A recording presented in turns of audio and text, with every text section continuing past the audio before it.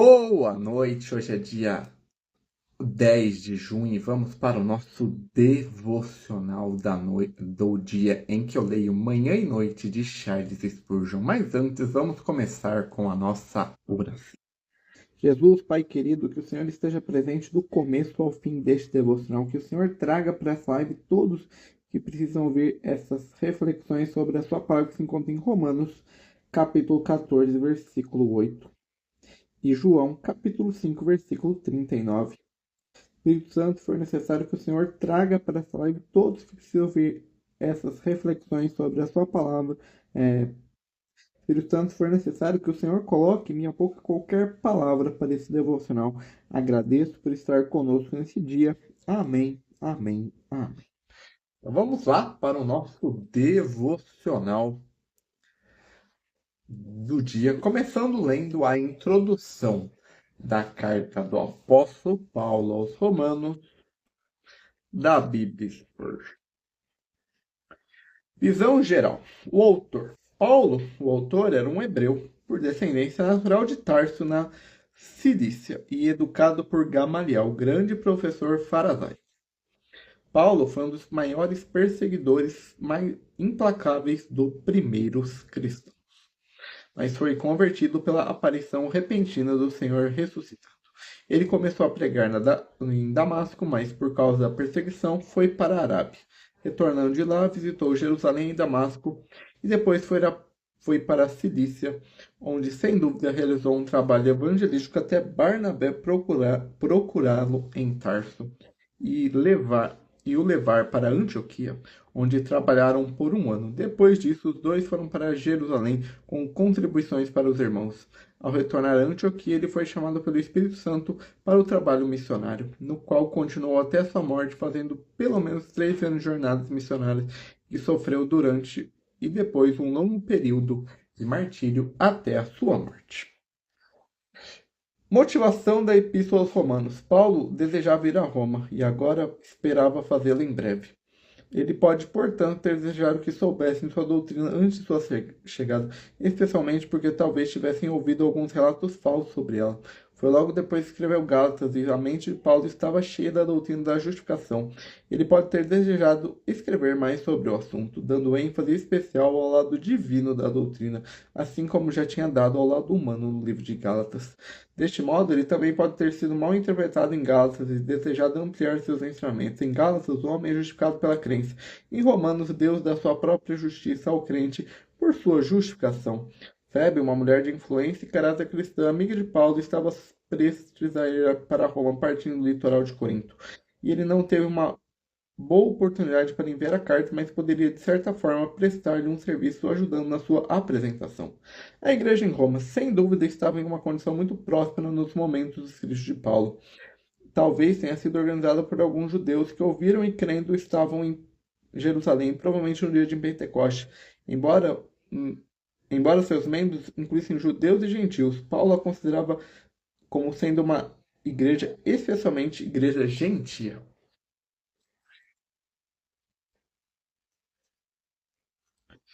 Alguns erros da doutrina e prática haviam adentrado as igrejas e precisavam ser corrigidos. Eles pareciam ter entendido mal os ensinamentos de Paulo e confiado que ele ensinava que quanto maior o pecado, maior a glória de Deus. Eles podem ter pensado que ele ensinava que devemos pecar a fim de obter mais graça. E, portanto, por ter feito seu ensino de justificação pela fé, uma desculpa para a condução imoral. Os judeus não reconheciam os cristãos gentios como iguais no reino de Cristo.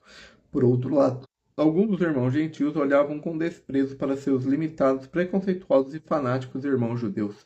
Paulo, portanto, pretendia conquistar os judeus para a verdade cristã e os gentios para o amor cristão. A conexão de Paulo com a igreja, ele nunca esteve lá até esse momento, e não é provável que outro apóstolo tivesse estado lá, pois então Paulo não teria planejado ir, já que sua regra era não ir aonde havia outro trabalhando. Isso causa um duro golpe no catolicismo, alegando que o Pedro foi o primeiro bispo de Roma. Se Paulo não o seguiu, Pedro não estava lá, e a tese mais importante para o papado é derrubada. Paulo Tinha, no entanto, muitos amigos íntimos e conhecidos em Roma, muitos dos quais foram mencionados no capítulo 16. Entre eles estavam seus velhos amigos Áquila e Priscila.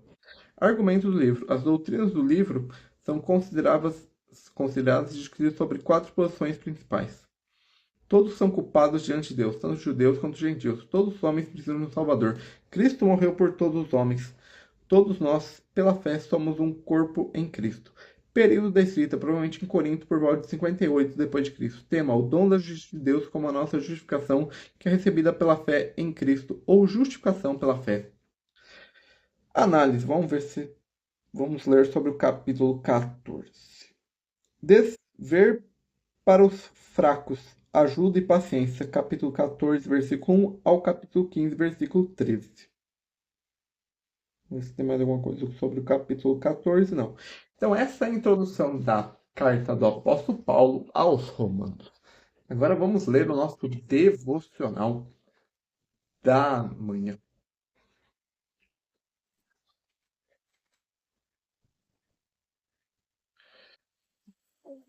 Para o Senhor vivemos. Romanos capítulo 14, versículo 8.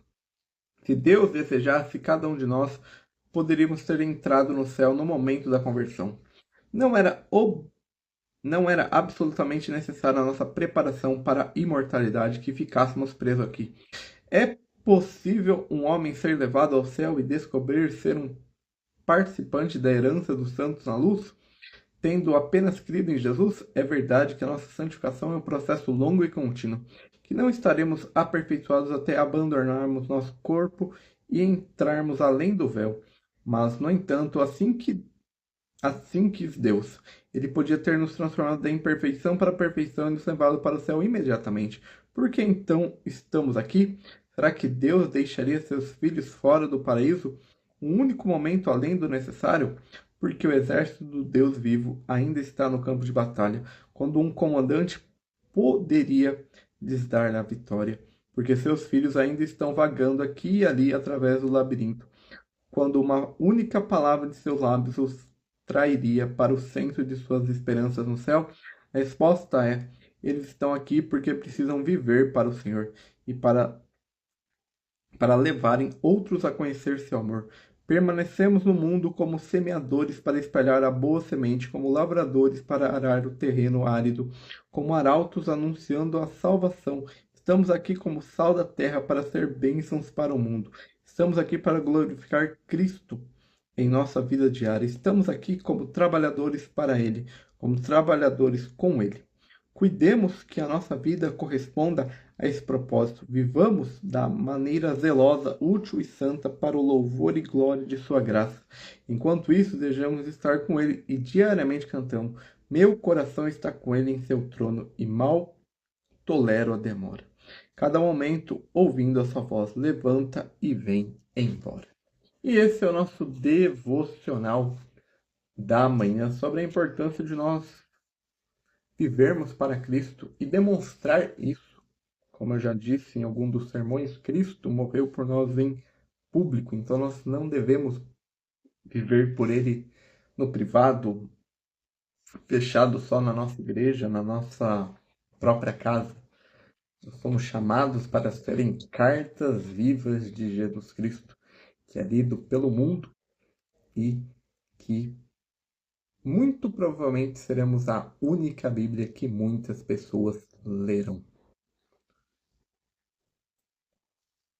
E as pessoas não ligam para a sua teologia, para o que você tem na sua mente, mas sim o que você faz com ela, as suas ações. E agora vamos ler novamente a introdução do Evangelho segundo João, que nós lemos ontem, que foi a razão de eu fazer esse devocional do dia, para não ter um vídeo basicamente igual como o de ontem. Então vamos lá. Evangelho segundo João. Autor e período da escrita. O nome do autor do Evangelho de João não é mencionado, como também é o caso dos 3 evangelhos sinóticos.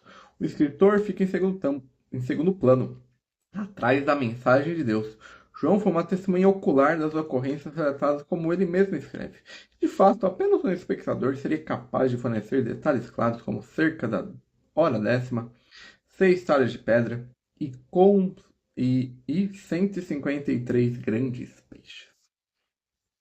O autor do Evangelho se autodenomina o discípulo a quem Jesus amou por 5 vezes. E várias vezes o outro discípulo. Dos 3 discípulos a quem eram mais íntimos do Senhor Jesus, Pedro, Tiago e João, o último nunca é mencionado em todo o Evangelho. Essa reserva confirma a tradição da Igreja Antiga de que João, o discípulo do Senhor, é autor desse Evangelho, que é confirmado por Irineu, aluno de Policarpo de Esmirna, o qual conhecera João pessoalmente. Teófilo de Antioquia citou o primeiro versículo do Evangelho por volta de 180 d.C. e nomeou João como autor.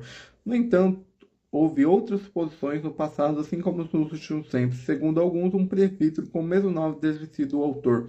Contudo, não há provas irrefutáveis contra a autoria de João. Sabemos mais sobre João do que qualquer outro autor dos evangelhos. Ele foi um dos filhos de Zebedeu, que provavelmente era um pescador próspero nas margens do lago da Galileia, e empregava servos assalariados. A mãe de João e Tiago era Salomé. Ela pediu ao Senhor Jesus que seus 2 filhos sentassem à sua direita e à sua esquerda em seu reino. O chamado de João para ser discípulo é descrito nos evangelhos sinóticos. João e seu irmão Tiago estavam cheios de zelo pelo Senhor Jesus. Provavelmente é por isso que ele os chama de Boanerges, filho do trovão. Lucas relata 2 ocorrências em que João mostra grande zelo. João e seu irmão Tiago e Pedro pertenciam aos 5 internos dos apóstolos. Somente esses 3 tiveram permissão para estar com o Senhor Jesus na ressurreição da filha de Jairo, na transfiguração, no monte e no jardim do Getsemane. Pedro, João foram os enviados para preparar a última Páscoa.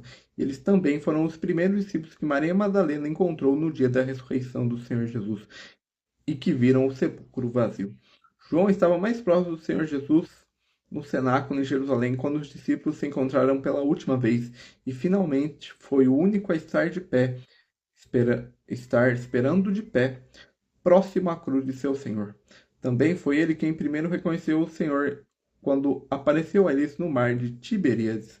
Após a ascensão do Senhor, encontramos João juntamente com Pedro, testemunhando pelo Senhor nos capítulos 3 e 4 de Atos. Depois o vemos como representante dos apóstolos em Samaria. De acordo com Gálatas 2, versículo 9, Paulo encontrou João em sua segunda visita a Jerusalém. Depois disso, João mudou para a Ásia Menor, Éfeso, onde é provável que tenha ficado até a sua morte em idade muito avançada por volta de 100 depois de Cristo.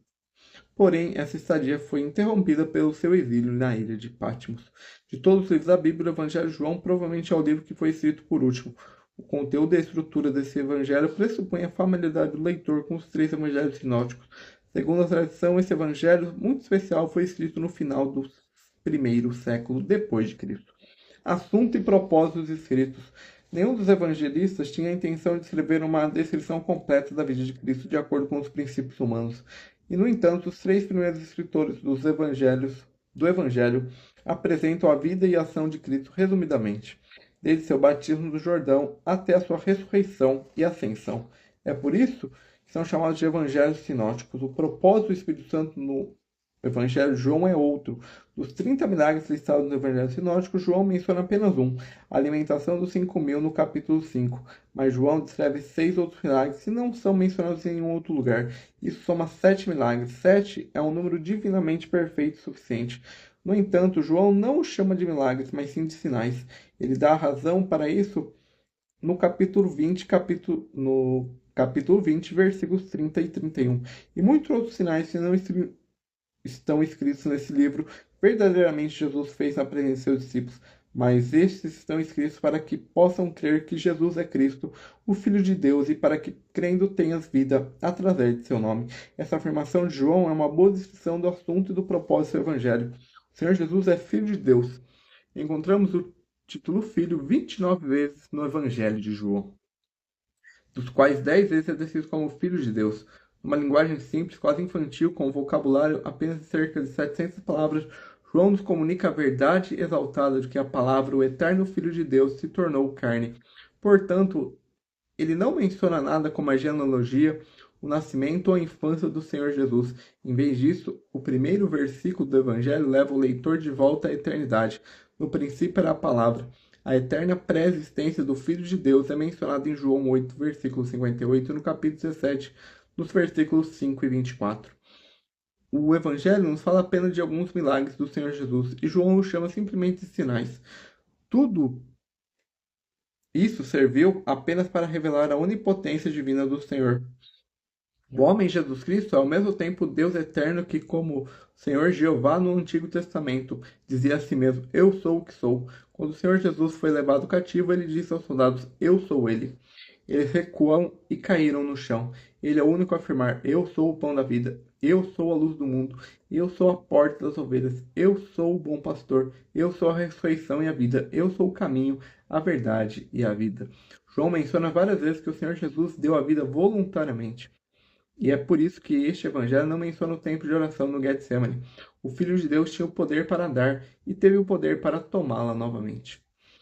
Os poucos incidentes registrados no Evangelho de João estão em ordem cronológica, assim como no Evangelho de Marcos. João é o único evangelista mencionando 3 Páscoas em seu Evangelho. Essa é a principal razão pela qual assumimos que o serviço público do Senhor Jesus deve ter durado cerca de 3 anos. Peculiaridades. Diferença entre os evangelhos de João e os evangelhos sinóticos. O caráter especial do evangelho de João se deve à parte do relacionamento entre o Filho de Deus e o povo de Israel. Em contraste com os evangelhos sinóticos, o Senhor Jesus é apresentado como rejeitado desde o início. Repetidamente, os judeus, que são os líderes do povo, são vistos como os adversários do Senhor Jesus. Os judeus estão sempre distantes, separados do povo. No entanto, somente João descreve o mistério de Cristo na Judéia. Isso ocorre antes do seu mistério na Galiléia. João também nos diz 4 vezes que o Senhor Jesus estava em Jerusalém. Ele não encontra tanta falta de juízo e desavenças nos evangelhos sinóticos quanto no evangelho de João. Os judeus pensavam no templo e em Jerusalém, enquanto ele falava do templo de seu corpo. Nicodemos não entende o que o Senhor Jesus quer dizer como um novo nascimento. A mulher em Sicar não sabe o que é água viva. As pessoas não compreendem o que é o pão do céu. Todos esses acontecimentos apontam um contraste que os homens não podem superar entre as trevas e a luz, entre a morte e a vida, entre o mundo e Deus. O caminho da humanidade até Deus pôde ser aberto pela fé, somente porque Deus, o Filho, se tornou homem e cumpriu a obra de redenção na cruz. Visão geral do conteúdo, a gente vai ler sobre o capítulo 5. O homem enfermo no tanque de Betesda e a oposição dos judeus. É uma lição abençoada para nós aprendermos que somos totalmente dependentes de Deus para todas as coisas, mas especialmente para as espirituais. Você não orará a menos que Ele lhe dê o espírito de súplica. Você não terá ternura de coração a menos que Ele opere o arrependimento em você. Você não terá mais fé a menos que a fé seja constantemente concedida por Deus. Presto meu testemunho que não há alegria em todo este mundo com a doce comunhão com Cristo. Eu trocaria tudo o que mais existe no céu por isso. Na verdade, isso é o paraíso. Quanto às harpas de ouro e as ruas como vidro transparente, e as canções dos serafins e o clamor dos redimidos, pode-se muito bem desistir de tudo isso, contando com uma gota em um balde, se pudéssemos viver para sempre em comunhão e comunhão com Jesus. E essa é a introdução da Bíblia Spurgeon para o Evangelho segundo João. Agora vamos ler o nosso devocional da noite.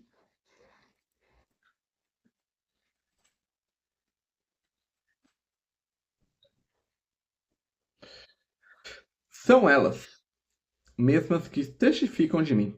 João, capítulo 5, versículo 39. Jesus é o alfa e o ômega da Bíblia.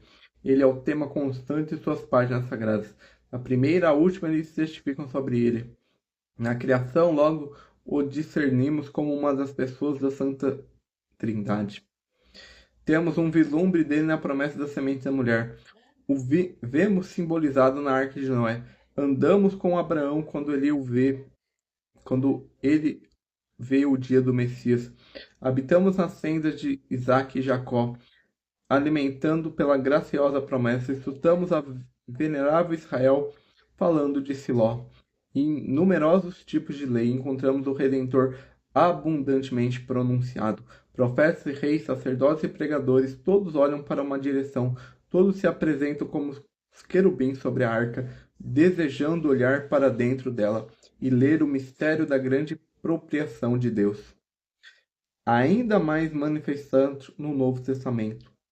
Ainda mais manifestadamente No Novo Testamento encontramos nosso Senhor como um assunto que o permeia.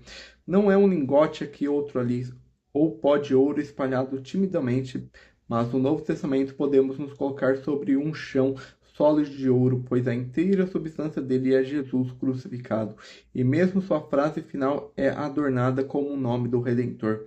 Deveríamos sempre ler as Escrituras à sua luz.